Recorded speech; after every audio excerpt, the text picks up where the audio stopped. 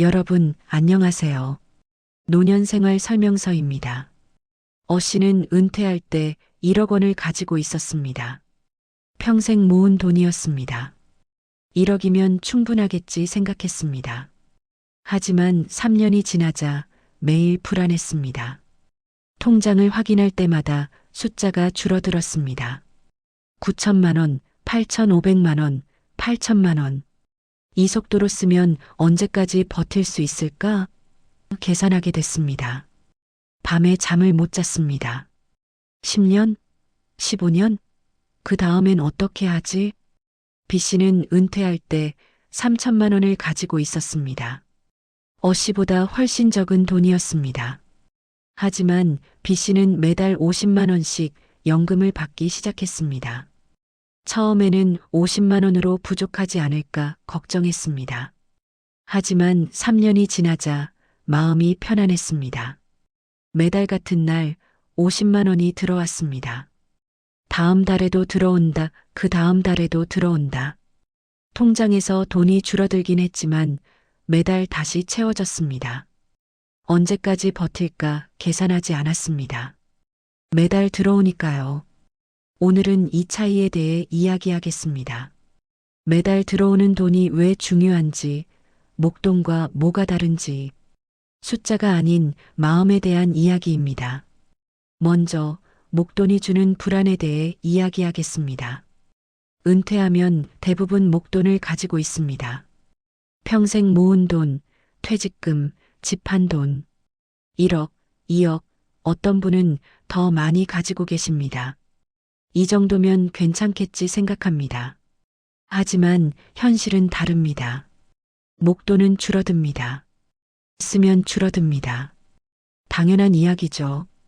그런데 이게 눈에 보입니다. 매일 매달 줄어드는 게 보입니다. 어느 분이 이런 말씀을 하셨습니다. 은퇴하고 2억을 가지고 있었어요. 이 정도면 20년은 쓰겠지 생각했죠. 처음 1년은 괜찮았어요. 생활비 쓰고 병원비 쓰고 여행도 갔어요. 그런데 1년이 지나니까 1억 8천만 원이 됐더라고요. 2천만 원이 줄어든 거예요. 그때부터 불안해지기 시작했어요. 이 속도면 10년 만에 다 없어지겠네 하고요. 2년째가 되니까 1억 6천만 원이었어요. 또 2천만 원 줄었죠. 이제는 통장 보는 게 무서워요. 볼 때마다 줄어들었거든요. 돈 쓸 때마다 죄책감이 들어요. 또 줄어든다, 아껴야 한다, 이런 생각만 들어요. 이게 목돈의 불안입니다. 금액이 큰지 작은지가 중요한 게 아닙니다. 줄어든다는 게 보인다는 게 문제입니다. 또 다른 분은 이렇게 말씀하셨습니다. 5천만 원 가지고 은퇴했어요. 많은 돈은 아니지만 아껴 쓰면 될 거라고 생각했죠. 하지만 매달 통장을 보면 4,800만 원, 4,600만 원, 이렇게 줄어들더라고요. 계산해 봤어요. 한 달에 평균 100만 원씩 쓰고 있었어요.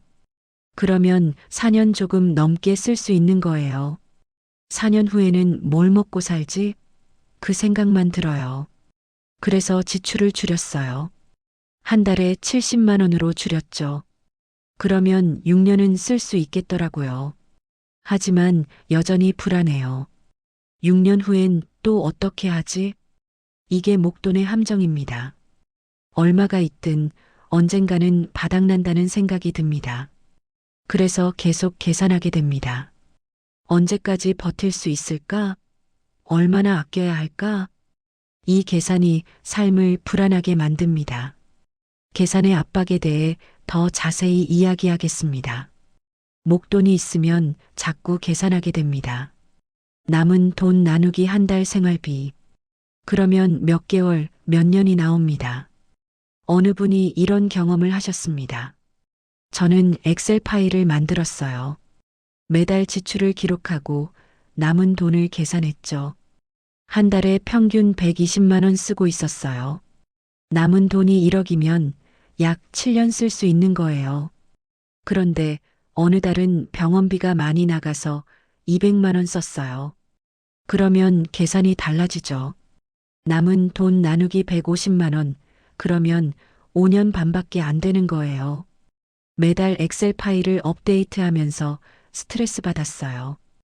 이번 달은 얼마나 줄었나, 몇 년 남았나 계속 확인했죠. 어느 날 깨달았어요. 나는 지금 돈을 세면서 살고 있구나.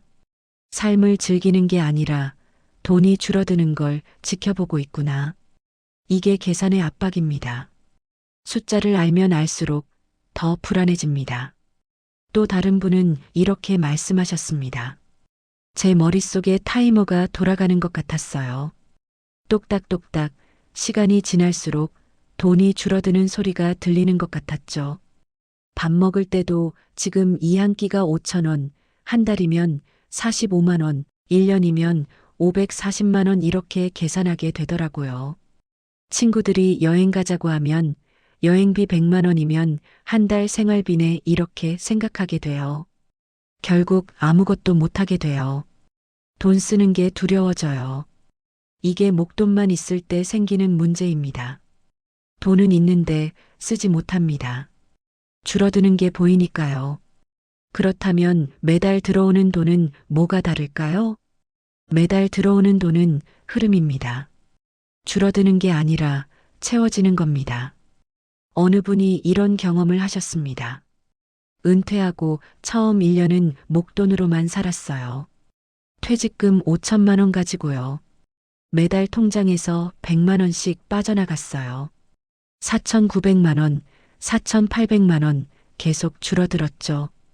1년 후 연금을 받기 시작했어요. 국민연금하고 개인연금 합쳐서 월 80만 원이었어요. 처음엔 80만 원으로 부족하지 않나 걱정했어요. 원래 100만 원씩 쓰고 있었으니까요. 그런데 신기하게도 80만 원에 맞춰서 살게 되더라고요. 그리고 모자라는 20만 원은 목돈에서 쓰고요. 한 달에 20만 원씩만 줄어드니까 마음이 훨씬 편했어요. 100만 원씩 줄어들 때랑은 완전히 다르더라고요.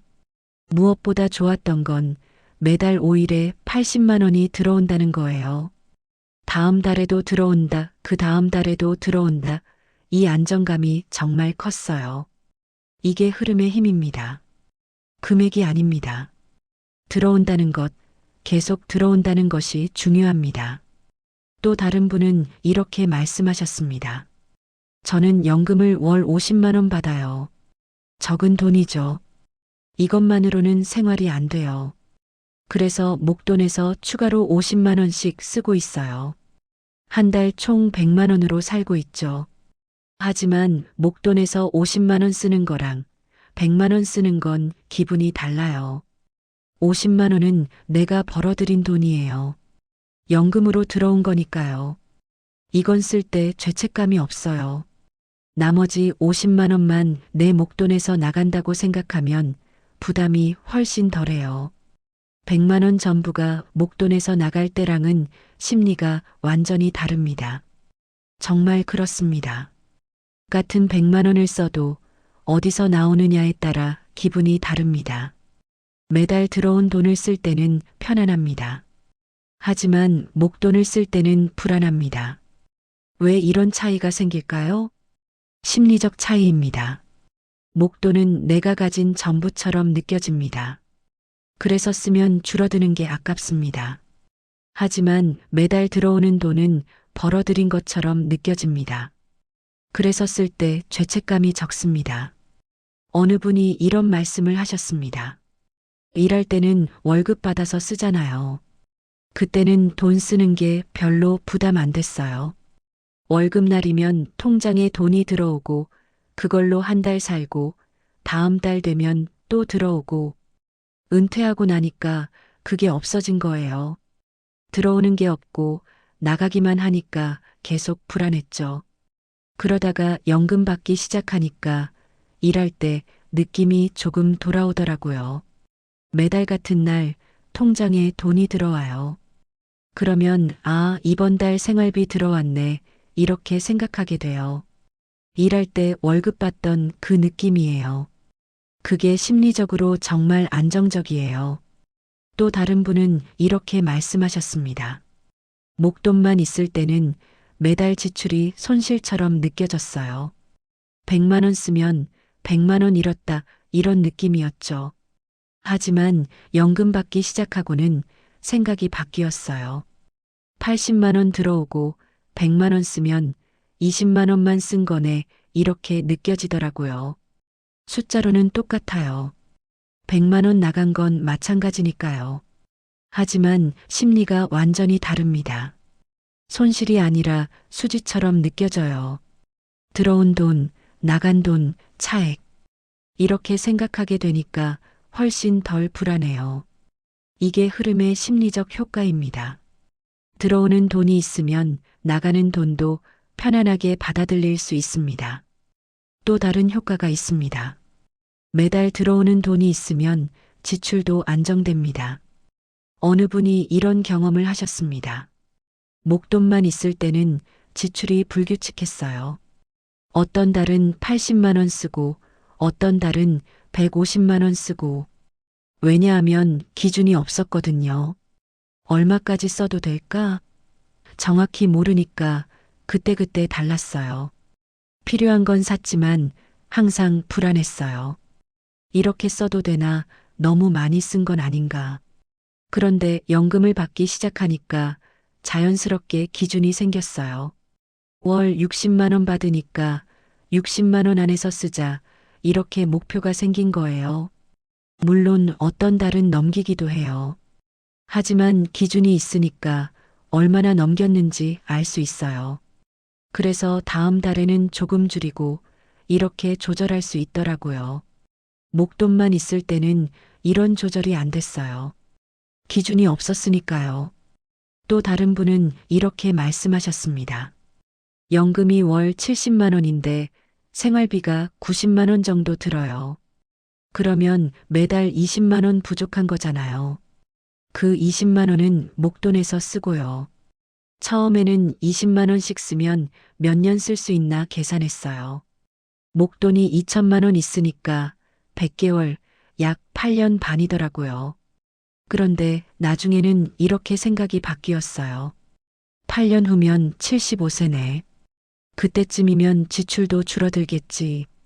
집에만 있으면 돈 덜 쓰니까. 이렇게 생각하니까 마음이 편해졌어요. 끝이 보이니까요. 불확실한 게 아니라 계획이 되는 거예요. 이게 흐름이 주는 또 다른 효과입니다. 지출을 관리할 수 있게 됩니다. 기준이 생기니까요. 그렇다면 어떻게 해야 할까요? 지금 목돈만 가지고 계신 분들은 어떻게 해야 할까요? 흐름을 만들면 됩니다. 어느 분이 이렇게 하셨습니다. 저는 퇴직금으로 1억 2천만 원을 받았어요. 처음 1년은 그냥 썼어요. 한 달에 100만 원씩 빠져나갔죠. 그러다가 이대로는 안 되겠다 싶어서 방법을 찾아봤어요. 1억 2천만 원 중에서 2천만 원은 예금으로 남겨뒀어요. 비상금으로요. 나머지 1억 원은 연금보험에 넣었어요. 즉시연금이라고 넣자마자 바로 연금이 나오는 거예요. 매달 55만 원씩 받게 됐어요. 평생 받을 수 있고요. 처음에는 1억을 넣고 55만 원밖에 안 나와? 아깝다고 생각했어요. 하지만 막상 받기 시작하니까 마음이 정말 편해지더라고요. 매달 25일에 55만 원이 들어와요. 그걸로 기본 생활비를 써요. 모자라면 비상금에서 조금 쓰고요. 1억 전체가 통장에 있을 때보다 지금이 훨씬 안정적이에요. 또 다른 방법도 있습니다. 어느 분은 이렇게 하셨습니다. 저는 8천만 원이 있었어요. 그걸 나눴어요. 2천만 원은 예금, 3천만 원은 배당주, 3천만 원은 월지급식 펀드. 예금은 급할 때 쓰는 돈이고요. 배당주는 1년에 4번, 분기마다 배당금이 나와요. 한 번에 30만 원 정도요. 1년이면 120만 원이죠. 월지급식 펀드는 매달 20만 원씩 나와요. 이렇게 하니까 매달 20만 원, 그리고 3개월마다 추가로 30만 원이 들어오는 구조가 됐어요. 8천만 원 전체가 통장에 있을 때보다 지금이 훨씬 마음이 편해요. 뭔가 계속 들어오니까요. 방법은 여러 가지입니다. 연금보험, 배당주, 월지급식 펀드, 월세, 여러 가지가 있습니다. 중요한 건 방법이 아닙니다. 흐름을 만드는 겁니다. 하지만 이런 생각이 드실 겁니다. 그렇게 하면 돈이 줄어드는 거 아니야? 1억을 연금보험에 넣으면 1억을 쓸 수 없잖아. 맞습니다. 쓸 수 없습니다. 하지만 생각해 보세요. 1억을 통장에 놔두고 한 달에 100만 원씩 쓰면 어떻게 될까요? 8년 4개월 후에 다 없어집니다. 하지만 1억을 연금보험에 넣고 매달 55만 원씩 받으면 어떻게 될까요? 평생 받습니다. 10년, 20년, 30년 계속 받습니다. 총액으로 보면 오히려 더 많이 받을 수도 있습니다. 그리고 무엇보다 심리적으로 안정됩니다. 다 쓰면 어떡하지 걱정하지 않아도 됩니다. 매달 들어오니까요. 어느 분이 이런 말씀을 하셨습니다. 처음엔 1억을 묶어두는 게 아까웠어요. 내 돈인데 왜 내가 마음대로 못 쓰지? 싶었죠. 하지만 몇 년 지나고 나니까 그게 오히려 다행이더라고요. 만약 1억을 그냥 통장에 뒀으면 이것저것 쓰다가 벌써 다 없어졌을 거예요. 하지만 연금보험에 넣어놔서 매달 나오니까 계획적으로 쓰게 되더라고요.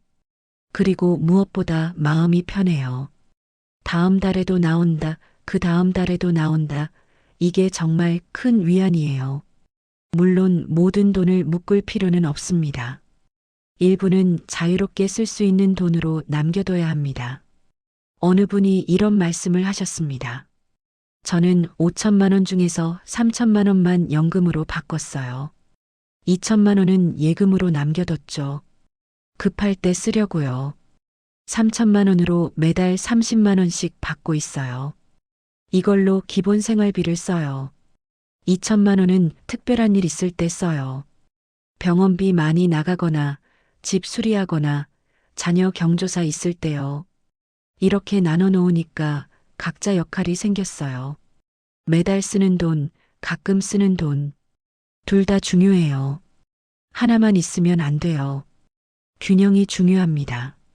매달 들어오는 돈도 필요하고 자유롭게 쓸 수 있는 돈도 필요합니다. 비율은 사람마다 다릅니다. 목돈이 많은 분은 더 많이 흐름으로 만들 수 있고 적은 분은 일부만 바꿀 수 있습니다. 중요한 건 흐름이 있어야 한다는 겁니다.